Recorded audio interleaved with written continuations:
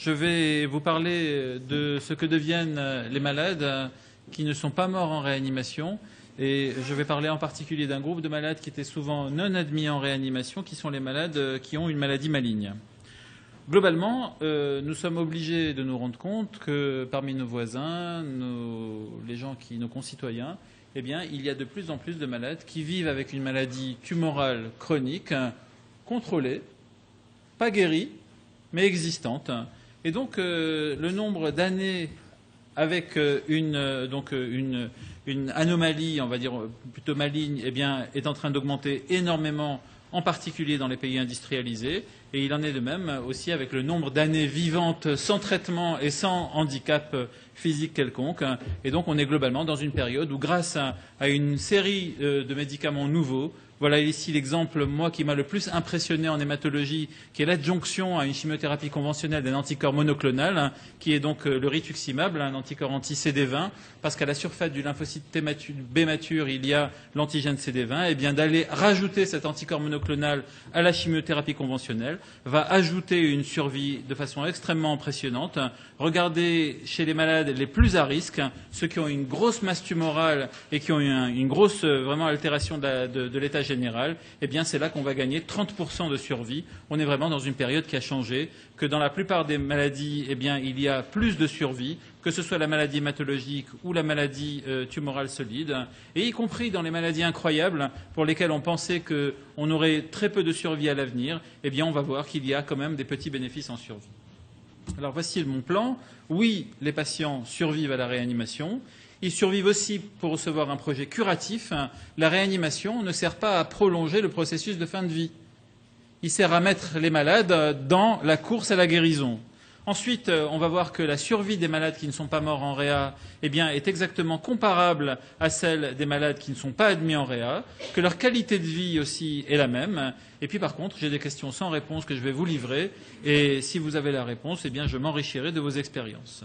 Alors bien sûr, vous allez me dire, mais ce n'est pas les mêmes, ils sont sélectionnés. Évidemment, ils sont sélectionnés. On a des malades beaucoup plus jeunes et beaucoup plus graves qu'avant. Ceux qui survivent plus ont des indices de sévérité et une intensité thérapeutique bien plus graves qu'avant. Et de fait, ce qu'on peut voir, moi j'adore ce petit papier. C'est un petit papier où il n'y a pas beaucoup de malades, qui est fait par une équipe de réanimateurs et de greffeurs de moelle aux États-Unis. Et ici, on parle de l'autogreffe de moelle et de malades qui sont ventilés. La première phrase de ce papier, c'est notre objectif est de faire à nouveau rembourser la réanimation pour la greffe de moelle ventilée. Déjà, la cause est noble. Regardez, 3 messages dans cette diapo. Tout d'abord, le nombre de malades admis. Ici, on a coupé la dernière décade en morceaux de 4 tailles exactes. Eh bien, il augmente. On admet de plus en plus de malades. La deuxième chose, c'est que la survie qui était à 0% au début, elle va passer à 35%. Plus de malades, plus de survie. Et puis le troisième message, si on nous passe des malades pour lesquels on peut encore faire des stratégies diagnostiques et thérapeutiques intelligentes, eh bien, vous voyez qu'on arrive à 40% de survie dans l'autogreffe ventilée avec une deuxième déférence d'organes en réa. Si on nous passe des malades qui sont en déférence multiviscérale, eh bien, chaque survie est un case report et c'est trop tard.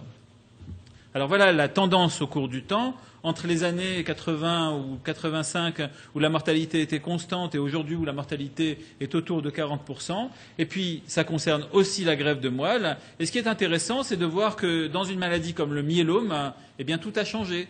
Vous aviez ici une mortalité dans les années 90-96 qui était de l'ordre de 80%. Et en fait, c'est des malades qui arrivaient neutropéniques, qui arrivaient multidéfaillants et qui arrivaient avec des sepsis bactériens liés à la neutropénie, à l'hypogamma-globulinémie. Aujourd'hui, on va se retrouver avec des malades presque jamais neutropéniques parce qu'on a des thérapeutiques ciblées, les inhibiteurs du protéasome et d'autres molécules, et que c'est des malades qui vont surtout beaucoup bénéficier de la réanimation.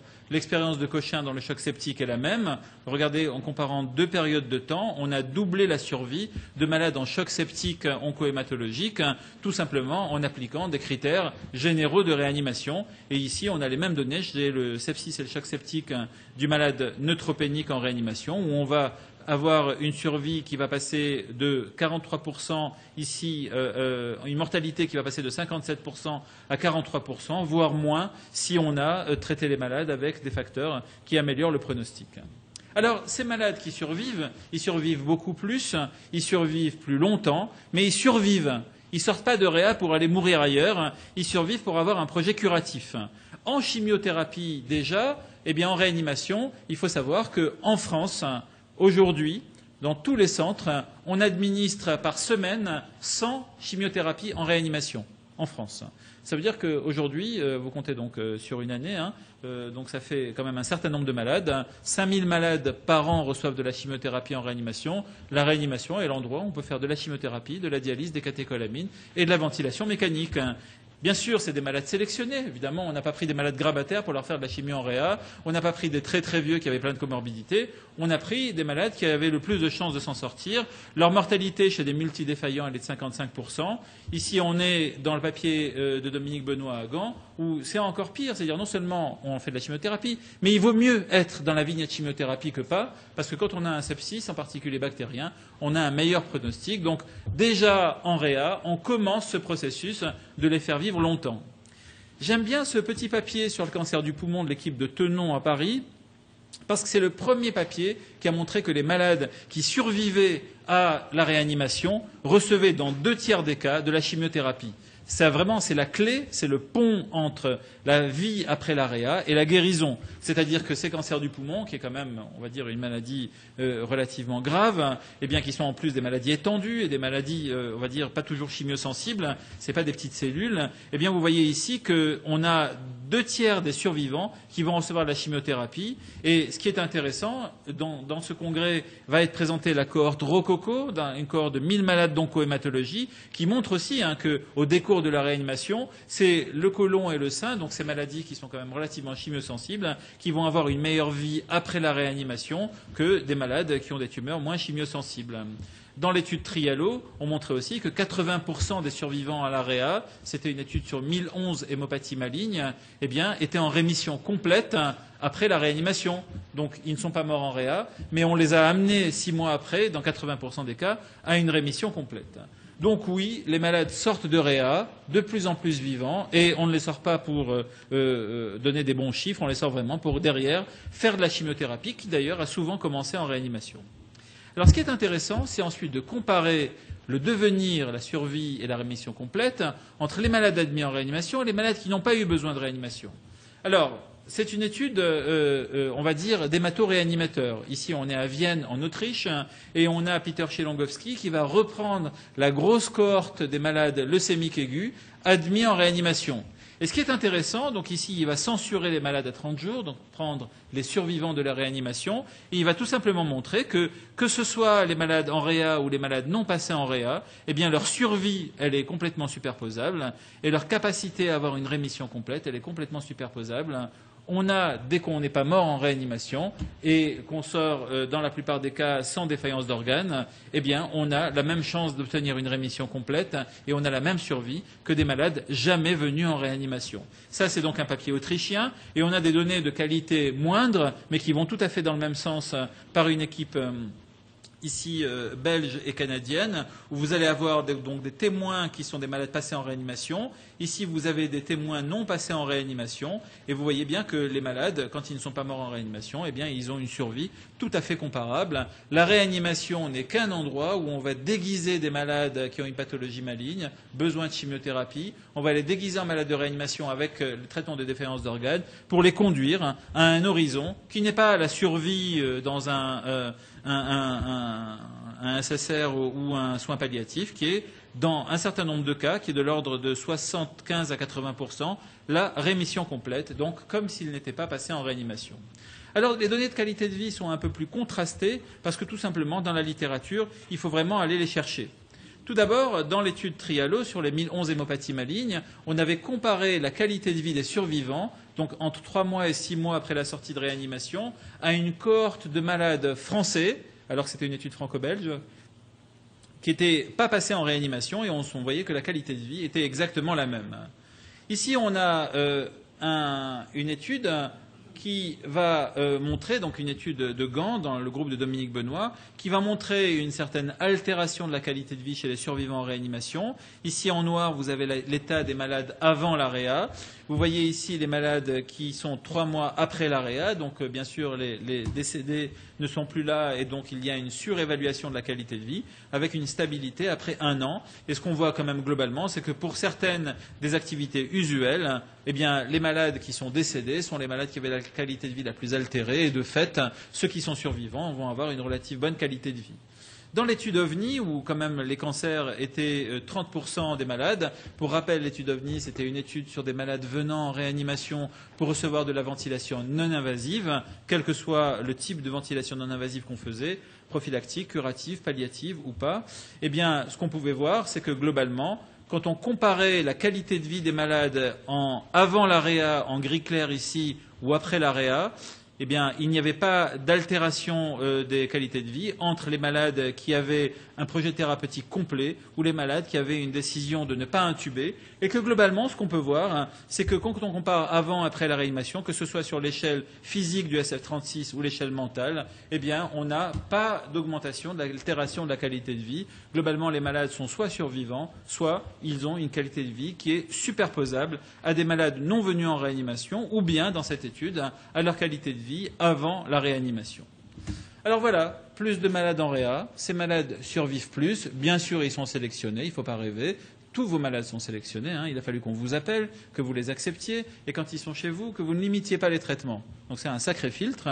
Et ces malades-là, non seulement survivent, vont sortir d'une réanimation où on a commencé la chimiothérapie pour aller dans un service où on va la continuer, et quand ils ne sont pas morts, eh bien, ils ont une durée de vie, une qualité de vie et une chance de rémission complète qui est globalement superposable, bien sûr, chez des malades sélectionnés. Alors après, eh bien, je vous livre quelques questions pour lesquelles, eh bien, dans mon quotidien à gérer ces malades-là, je n'ai pas trouvé la réponse. Tout d'abord, quand est-ce qu'on nous appelle ? Vous allez au bureau d'état civil de votre hôpital et vous vous posez des questions sur les morts et les vivants. Et vous vous rendez compte que déjà, 85% des morts ne sont pas passés en réa. Vous imaginez bien qu'ils étaient soit palliatifs, soit c'était des morts subites, soit c'était des malades pour lesquels on a pris des décisions de limitation thérapeutique.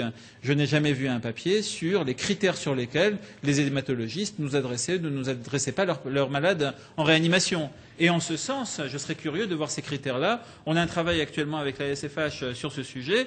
Pas simple, mais en tout cas, ça m'intéresse.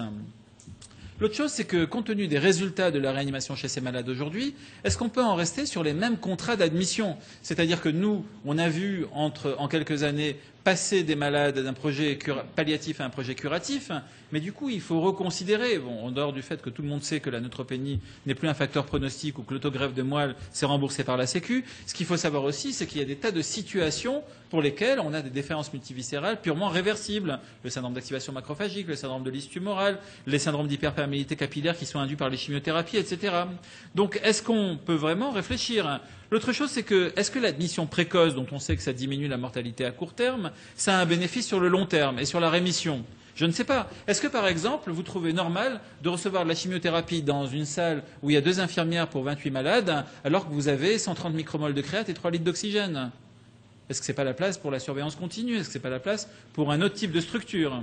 Ensuite, qu'est-ce que c'est que la réanimation palliative ? Et c'est vraiment un des sujets qui me passionne. Je pense qu'en prenant de l'âge et en étant bercé de spiritualité laïque, je me rends compte que globalement, il y a des tas de malades qu'on n'a plus envie de limiter parce qu'on a des doutes. On a des doutes parce qu'on en a vu survivre, ou on a des doutes parce qu'on n'a pas ce sentiment qui est la seule chose qui nous permet vraiment de prendre des décisions. Ensuite, est-ce que ce que je vous ai montré, qui sont des résultats quand même très optimistes, c'est vrai partout, ou est-ce que c'est une spécialité des centres de gros volume ? Ensuite, quelle est la volonté des malades ? Est-ce qu'on a été demandé aux malades s'ils voulaient guérir et s'ils voulaient vraiment recevoir tous des traitements aussi agressifs ? Et puis, c'est évident, on en fait beaucoup trop. Il y a des malades pour lesquels on fait des réanimations d'attente qui sont extrêmement agressives. Les résultats de la réanimation d'attente, c'est 60% de mortalité, et c'est quand même une intensité thérapeutique exceptionnelle. Et puis, qu'est-ce qu'il faut faire des vieux ? Actuellement, il y a des services d'hématologie spécialisés dans les personnes âgées. Qu'est-ce qu'il faut faire des malades polymorbides ? Et qu'est-ce qu'il faut faire des secondes lignes, c'est-à-dire des malades qui sont en pleine forme, qui bossent, mais bon, ils reviennent du boulot, ils ont de la fièvre, ils se sentent pas bien, ils vont aux urgences, et en fait, leur leucémie revient. Mais les mecs, ils bossent, ils sont en pleine forme, ils ont 35-40 ans. Est-ce qu'on va dire non ? Alors, tout d'abord, quand on avait proposé les critères qui définissaient la réanimation d'attente, eh bien, c'était vraiment pour répondre aux éditoriaux des années 90 qui disaient « just say no ». On a dit, bon, c'est fini, ça, c'est plus possible d'avoir des automatismes dans les décisions médicales, il faut vraiment être contextuel.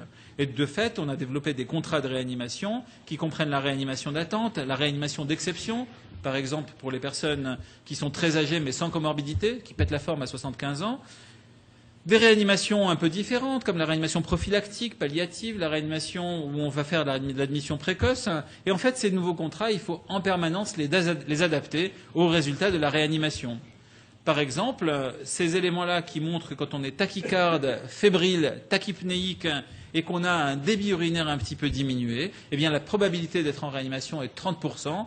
Doivent quand même nous questionner sur comment est-ce que les malades des urgences ou les malades neutropéniques fébriles dans les étages doivent être hospitalisés dans les services de réanimation. Dans le même sens, on a montré dans cette étude-là, je sais, j'ai vu qu'Anne Pascal était là, c'est une étude sur le cancer du poumon que j'utilise à ma faveur parce qu'elle montre tout simplement qu'une prise en charge palliative va apporter une qualité de vie et une survie et des séquelles beaucoup moindres qu'une prise en charge curative. Bon. Parce qu'elle va dire, c'est pas la référence, la chimiothérapie de ces cancers du poumon, c'est des malades très sélectionnés. D'accord. Mais la chirurgie d'un cancer du poumon non résécable, la chimiothérapie dans le cancer du poumon non résécable, c'est une chimiothérapie palliative. À terme, quand le temps avance, eh bien, malheureusement, nous perdons tous nos patients. Et donc, en ce sens, est-ce qu'il faut que la réanimation soit un des maillons de la chaîne de cette histoire-là? Je n'ai bien sûr pas la réponse. Regardez, on voit là deux politiques de soins complètement différents, l'Ontario, le Canada, les États-Unis, et on voit bien que l'utilisation de la réanimation va être beaucoup plus importante ici aux États-Unis qu'en Ontario, et que la question se pose donc de l'acharnement thérapeutique. Et est-ce que les survies qu'on commence à observer chez des malades qui mouraient avant justifient cet acharnement thérapeutique chez beaucoup plus de malades dont l'essentiel ne survit pas? Je n'ai pas la réponse. J'aime beaucoup ce papier de Terry Fried qui dit que quand même la moindre des choses c'est de leur demander leur avis, surtout quand on est chez les seriously ill patients à qui on fait du high burden traitement. Il faut vraiment leur dire quelles sont les chances d'avoir une survie avec une qualité de vie conséquente. Et en ce sens, je pense qu'il faut repenser. Sachez par exemple que certaines études montrent que 20% des malades qui reçoivent la chimiothérapie n'ont pas bien compris qu'ils avaient un cancer. Et qu'en ce sens, on peut être un peu secoué par ce genre d'informations. Et puis ce papier coréen, qui va tout à fait dans le même sens de ce que je viens de dire, qui montre que quand les malades ont conscience du fait qu'ils ont une maladie qui ne va jamais guérir, le cancer du poumon non résécable en est une, eh bien, par exemple, ils vont refuser d'avoir des traitements et ils vont avoir une survie diminuée. C'est tout simplement un rôle entre la communication et l'information. On pourrait parler de traitement approprié, on pourrait parler de traitement excessif, mais en tout cas, ces malades-là ont plus tendance à refuser l'acharnement thérapeutique pour eux-mêmes que des malades qui n'ont pas bien compris quels étaient les éléments du pronostic. Dans cette étude d'ailleurs, les chercheurs montrent très bien que 50% des malades qui ont un cancer ont des espoirs de guérison absolument indus. Et en ce sens, on peut se poser la question. Voilà, je voulais partager avec vous ces questions, et en particulier, je voudrais dédier cette présentation à Bekele Afessa, qui est le petit monsieur en noir qui est ici, et qui est vraiment la personne au monde qui a été la meilleure, vraiment le bonhomme le plus solide et le plus cultivé sur les pathologies malignes en réanimation. Et je pense que ce monsieur a énormément fait avancer cette spécialité. Il est décédé malheureusement il y a 1 an et je voudrais parler de lui aujourd'hui.